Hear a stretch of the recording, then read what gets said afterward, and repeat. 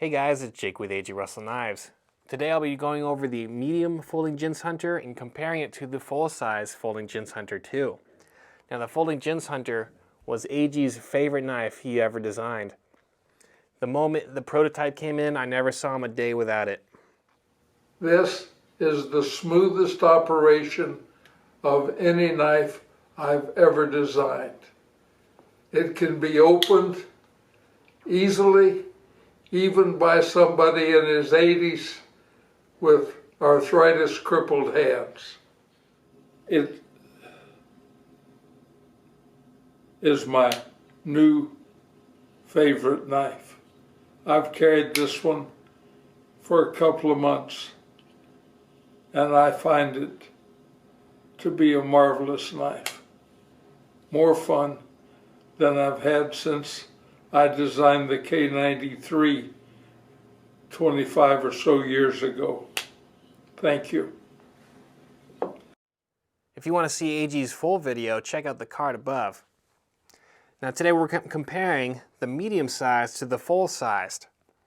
So if we take a look here, we have the green G10. If we compare it blade to blade, you can see the medium one is a little bit shorter and a little bit narrower.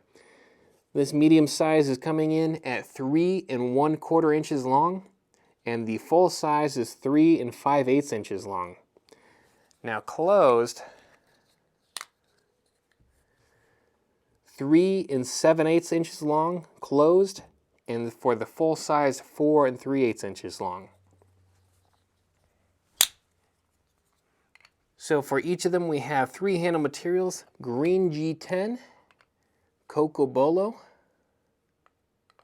carbon fiber, and it's a quality carbon fiber. You can tell it looks really nice. And then same handle materials on the full size, a green G10. It's like a flat green, but there's a little bit of pattern in there. These are fresh out of the box. You can see I still got a little spot of oil there. And this is a Cocobolo. It tends to be a little redder. You see this one, this scale is a little brighter there, but they tend to be like a dark reddish color for the most part. Is it not focusing? There we go. Tends to be a dark reddish color. And of course the full-size carbon fiber was A.G.'s favorite.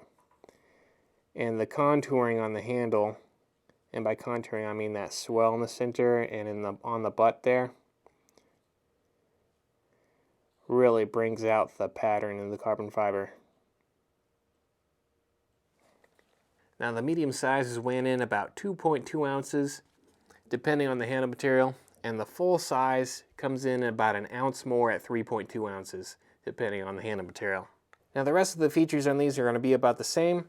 It combines this unique blend of traditional aesthetics with some of the more modern features and materials here.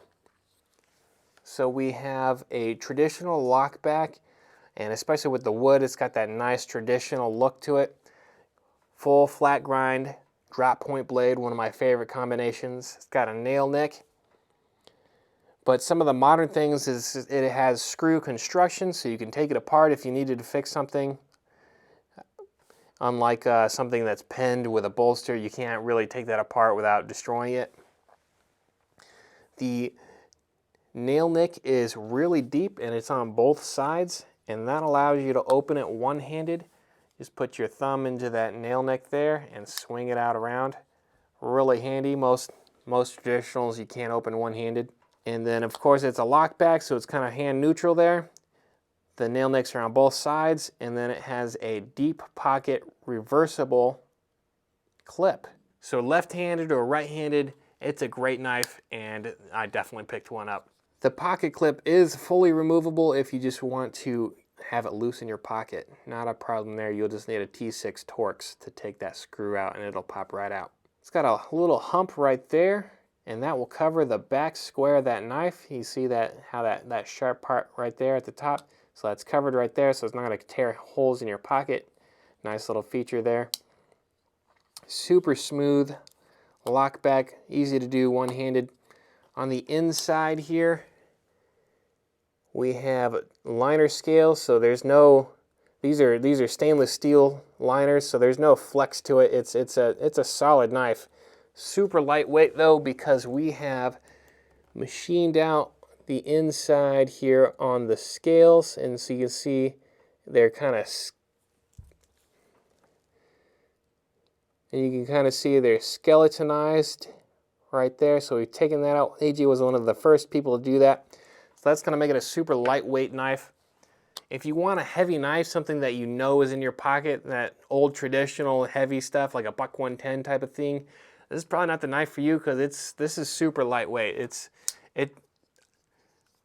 firm. It's firm. It doesn't have any flex to it, but it's really light. It kind of disappears in the pocket a little bit. You might not know it's there. So it depends on your preference. The other thing on the inside that's notable is you can see there's a striker pin in the back, and that will strike the tang of the knife, so this part right here, and that will allow you to close it without worrying that the edge is going to bounce off the back hump here, or the lock bar, and it's going to protect your edge from nicks. So you can close it as hard as you need to without worrying about that. And that also allows us to have a thinner tang and a wider blade and get more blade in there. And we also are using a coil spring to be the spring in the lock bar here, instead of a leaf spring, instead of that lock bar spring. It's using a coil spring, so you get more, just a little bit more blade length in there using that blade width. It of course has a sharpening choil. AG was always insistent on a sharpening choil, and so that way you can sharpen all the way to that back edge corner there. Now you guys know I have larger than average hands, so for the medium size I am getting all 4 fingers on there, but just barely. I am just between these humps right there, so that'll keep you from sliding off, and that'll keep you from sliding forward. But I think if you have extra large hands, so I have large hands, if you have extra large hands, the medium might be a little bit too small for you, and you're going to be going over this hump here. Personally, I like a small knife, but for these ones, I actually bought a big one, mostly because I didn't have any big knives, and I wanted to try a bigger one. Love it. I have it. I have it right now, actually. Yeah. So great knife. I've been carrying it for almost as long as these have been out. A while now. But normally I go for the smaller size. I tend to be doing more detail type work, so I don't need a super big blade. And then I really just don't like a lot of stuff in my pocket. I like to have a fairly open pocket because I like to put my hands in there. Price-wise, the medium ones, the G10 and Cocobolo, are going to be $10 less for the medium size, that smaller size, compared to the full size. Or conversely, for $10 more, you get a lot more length, depending on how you're looking at it. And then the carbon fiber, those are going to be $20 apart for the medium and the full size, because this carbon fiber costs us a pretty penny. It was not cheap stuff. That's going to wrap it up, guys. Thanks so much for watching. Let me know which knives you want me to overview next, or any questions you want me to have answered. I'm working on a few things, but let me know your questions in the comments below. Have a good one. Stay safe.